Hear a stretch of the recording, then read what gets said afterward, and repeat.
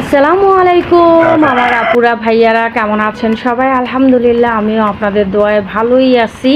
তো মাত্র আসছি মেয়ের স্কুল থেকে রেজাল্ট কার্ড নিয়ে, ওদের হাফ ইয়ারলি পরীক্ষার রেজাল্ট দিয়েছে।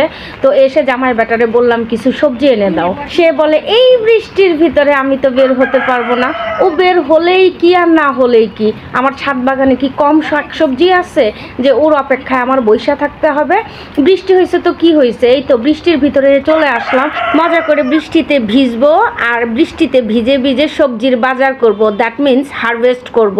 আমার ছাদ বাগানে যদি আমি ঘুরে ফিরে একটা একটা করে পাতাও নেই, আমার একবেলা হয়ে যাবে, এত টেনশন করতে হবে না। সে কিনা বলে বৃষ্টির ভিতরে বাজারে যেতে পারবে না।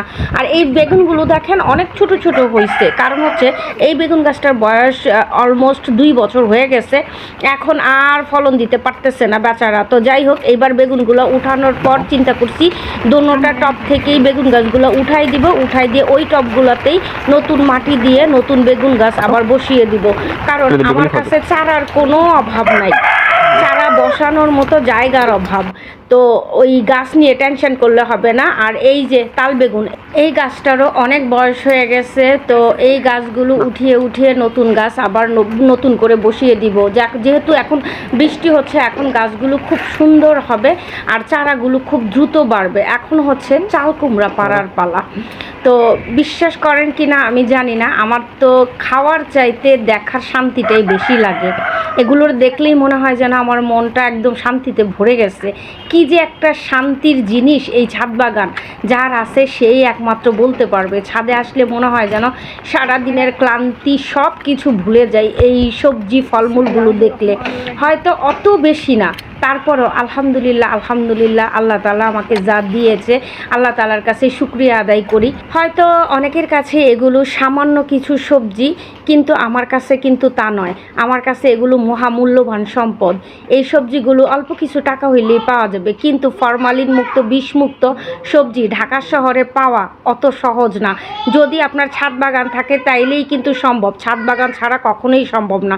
তো আমি এত পরিশ্রম করি আমার সন্তানদেরকে বিষমুক্ত একদম ফ্রেশ শাকসবজি ফলমূল খাওয়ানোর জন্য, আর আলহামদুলিল্লাহ সেটা আমি করতেও পারি।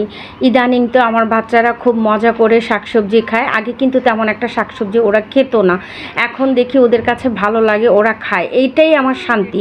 তো যাই হোক, কিছু পুঁই শাকও নিব, তবে সবজি কাটতেছি আর যাই করতেছি, বৃষ্টিতে ভিজতে কিন্তু আমার কাছে সেই রকমের মজা লাগতেছে। দ্বিতীয়রাবু থাকলে হয়তো আমাকে ভিজতে দিত না, আমার সাথে চিল্লাচিল্লি করতো, কিন্তু ভাইরে ভাই সে তো আর নাই। আমার কাছে যে কি ভালোটা লাগতেছে বৃষ্টিতে ভিজতে।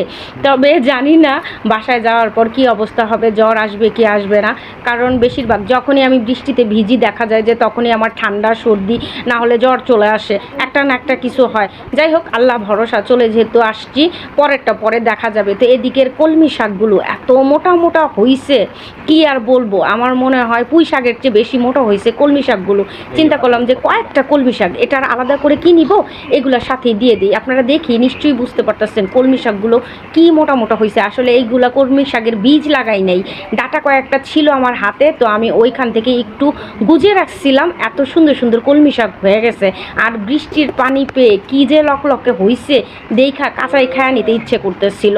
আমি আবার শাকসবজি কিন্তু বরাবর সবসময় পছন্দ করি।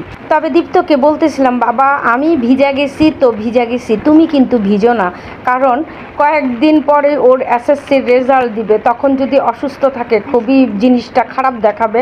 আর অসুস্থ হয়ে বিছানায় পড়ে থাকলে কার ভালো লাগে, সেই জন্য বলতেছিলাম বাবা তুমি কিন্তু ভিজো না। তো যাই হোক, শাকগুলো ওই পাশেরগুলো আমি উঠায় আনছি, এই পাশ থেকে কিছু উঠতে, আর যদি করলা থাকে থাকবে, আর না হলে এই পাশেও কিছু চিকন চিকন পুঁই শাক আছে।